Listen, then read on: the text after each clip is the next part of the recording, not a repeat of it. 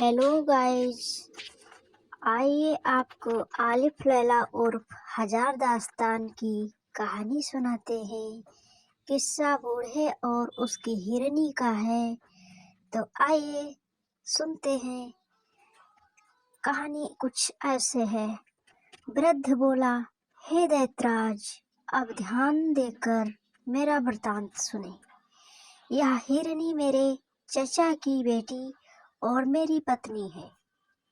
जब यह 12 वर्ष की थी तो इसके साथ मेरा विवाह हुआ। यह अत्यंत पतिव्रता थी और मेरे प्रत्येक आदेश का पालन करती थी।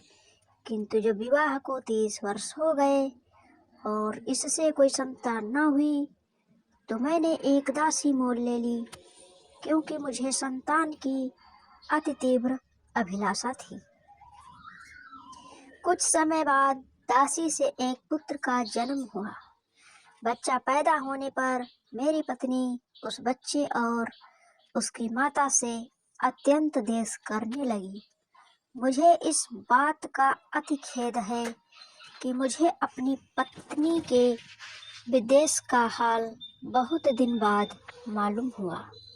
संयोगवश मुझे एक अन्य देश को जाना पड़ा।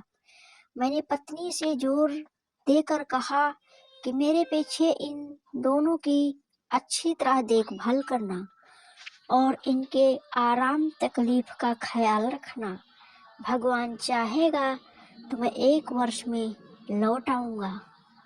मेरी पत्नी ने मेरे जाने के बाद उन दोनों से दुश्मनी रखना शुरू कर दिया। वह जादू टोना भी सीखने लगी। मेरे जाने के बाद उस दुष्ट ने अपने जादू से मेरे बच्चे को बछड़ा बना दिया और उसे मेरे नौकर ग्वाले के सुपुर्द कर दिया कि अपने घर ले जाकर इसे खिला पिलाकर मोटा ताजा कर दे। इस प्रकार उसने मेरी दासी को जादू के जोर से गाय बना दिया और उसे भी ग्वाले के घर भेज दिया। विदेश से वापस आकर मैंने अपनी पत्नी से अपने पुत्र और उसकी माँ के बारे में पूछा। उसने कहा कि तुम्हारी दासी तो मर गई है और तुम्हारे पुत्र को मैंने 2 महीने से नहीं देखा। मालूम नहीं वह कहाँ चला गया। मुझे अपनी दासी के मरने का बड़ा दुख हुआ, किंतु सब्र करके बैठ गया। किंतु मुझे आशा थी कि कभी न कभी पुत्र से मेरी भेंट हो जाएगी। 8 महीने बाद ईद का त्योहार आया। मेरी इच्छा हुई कि इस त्योहार पर मैं किसी पशु का बलिदान करूं। मैंने अपने ग्वाले को बुलाकर कहा कि कुर्बानी के लिए एक स्वस्थ गाय ले आ। संयोग से वह मेरी दासी ही को ले आया, जो जादू के जोर से गाय बन गई थी। मैंने उसे बलिदान करने के लिए उसके पैरों को बांधा तो वह बड़े करुणा स्वर में डकारने लगी और उसकी आंखों से आंसू की धारा बहने लगी। उसका यह हाल देखकर मुझे उस पर दया आ गई और मुझसे उसके गले पर छुरी ना चल सकी। मैंने ग्वाले से कहा कि इसे ले जाकर और कुर्बानी के लिए दूसरी गाय ले आओ। यह सुनकर मेरी पत्नी बहुत क्रुद्ध हुई और कहने लगी कि इस गाय की बलि दी जाएगी। ग्वाले के पास इससे अधिक हष्ट पुष्ट और कोई गौ नहीं है। उसके भला बुरा करने से मैंने फिर छुरी हाथ में ली और गाय को मारने के लिए उद्यत हुआ। इस पर गाय और भी चीख पुकारने लगी। मैं अजीब दुविधा में पड़ा। अंत में मैंने छुरी ग्वाले को दे दी और कहा, मुझसे इस गाय पर छुरी नहीं चलती, तू ही इसका बलिदान कर दे। ग्वाले को गाय के रोने चिल्लाने पर दया न आई और उसने छुरी फेर दी। जब गाय की खाल उतारी गई तो सबने देखा कि उसके अंदर अस्थि पंजर मात्र है, मांस का कहीं पता नहीं। कारण यह था कि गाय की हष्टता पुष्टता तो केवल माया जाल के कारण थी। मैं उस ग्वाले पर नाराज हुआ कि गाय को ऐसी दशा में क्यों रखा कि वह ऐसी दुबली पतली हो गई। मैंने गाय ग्वाले ही को दे दी और कहा, तू इसे अपने काम में ला। मेरी कुर्बानी करने के लिए कोई बछड़ा ही ले आ, किंतु वह मोटा ताजा होना चाहिए, इस तरह की गाय नहीं। ग्वाला शीघ्र ही एक मोटा ताजा बछड़ा ले आया। बछड़ा देखने में भी बहुत सुंदर था। यद्यपि उस बछड़े के बारे में मुझे मालूम न था कि यह मेरा ही पुत्र है, तथापि उसे देखकर मेरे हृदय में प्रेम मरने लगा और वह बछड़ा भी मुझे देखते ही रस्सी तोड़ाकर मेरे पैरों पर गिर पड़ा। इस बात से मेरे हृदय में प्रेम का स्रोत और जोर से उबलने लगा और मैं सोचने लगा कि ऐसे प्यारे बछड़े को कैसे मारूं। इन भावनाओं ने मुझे अत्यंत विह्वल कर दिया। इस बछड़े की आंखों से आंसू बहने लगे। उसके प्रति मेरा प्यार और उमड़ा। मैंने ग्वाले से कहा, इस बछड़े को वापस ले जा, इसकी जगह कोई दूसरा बछड़ा ले आ। इस पर मेरी पत्नी ने कहा कि तुम इतने मोटे ताजे बछड़े की कुर्बानी क्यों नहीं करते। मैंने कहा कि यह बछड़ा मुझे बड़ा प्यारा लगता है और मेरा जी नहीं करता कि इसका वध करूं। तुम इसके लिए कुछ जोर मत दो। लेकिन उस निष्ठुर दुष्ट ने तकरार जारी रखी और विद्वेषवश उसके वध पर जोर देती रही। मैं उसकी बहस से तंग आकर छुरी लेकर पुत्र की गर्दन काटने लगा। उसने फिर मेरी ओर देखकर आंसू बहाए। मेरे हृदय में ऐसी दया और प्रीति उमड़ी कि छुरी हाथ से गिर गई।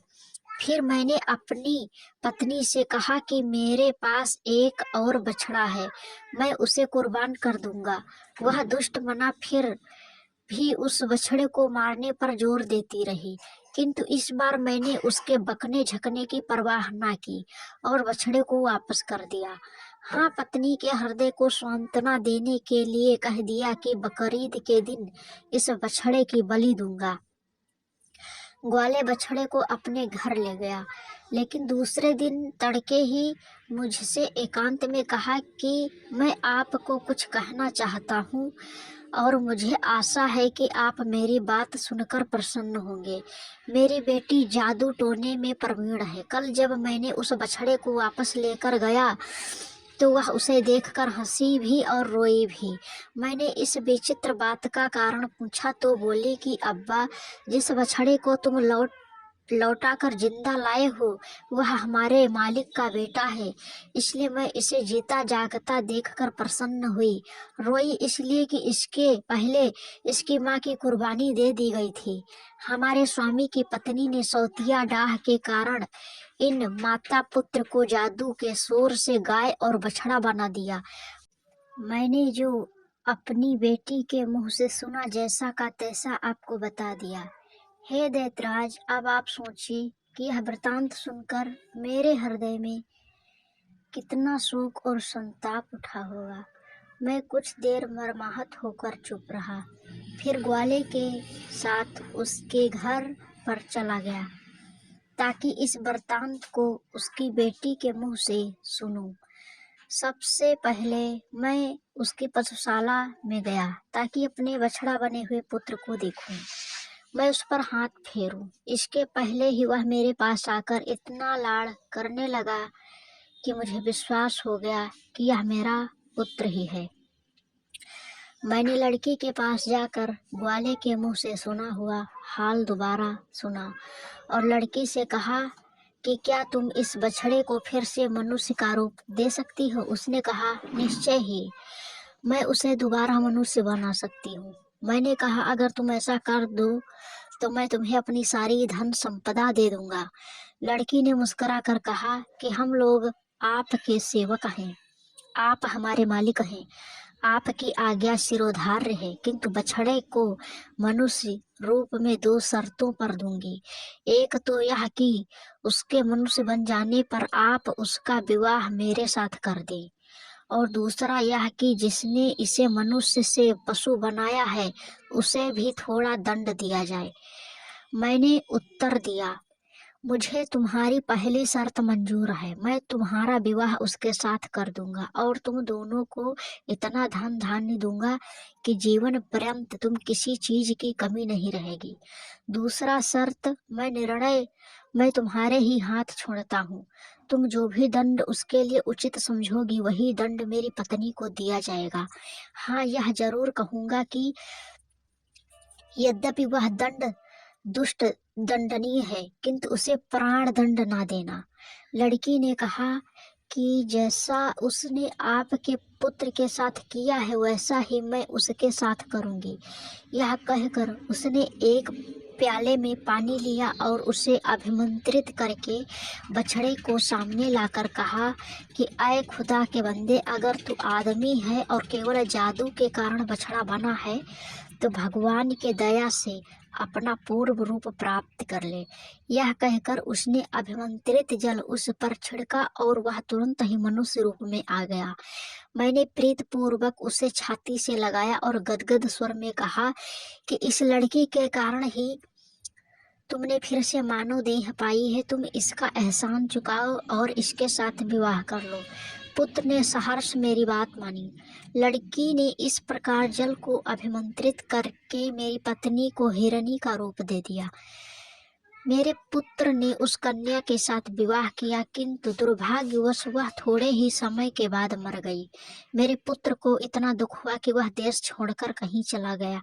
बहुत दिनों तक मुझे उसका कोई समाचार नहीं मिला, अतएव मैं उसे ढूंढने निकला हूँ।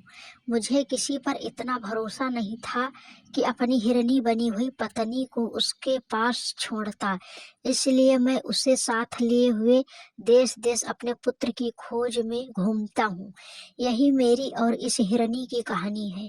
अब आप स्वयं निर्णय कर ले कि यह घटना विचित्र है या नहीं।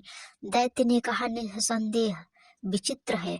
मैंने व्यापारी के अपराध का 1/3 हिस्सा माफ कर दिया। फिर शहरजाद ने शहरयार से निवेदन किया कि जब पहला वृद्ध मनुष्य अपनी कहानी कह चुका तो दूसरे बूढ़े ने, जो अपने साथ 2 काले कुत्ते लिए था, दैत्य से कहा कि मैं भी अपना और इन दोनों कुत्तों का इतिहास आपके सम्मुख रखता हूँ। यदि यह पहली कहानी से भी अच्छा हो तो आशा करता हूँ कि इसे सुनने के बाद व्यापारी के अपराध का 1/3 हिस्सा क्षमा कर दिया जाएगा। दैत्य ने कहा कि अगर तुम्हारी कहानी पहली कहानी से अधिक विचित्र हुई तो मैं तुम्हारी बात जरूर मानूंगा।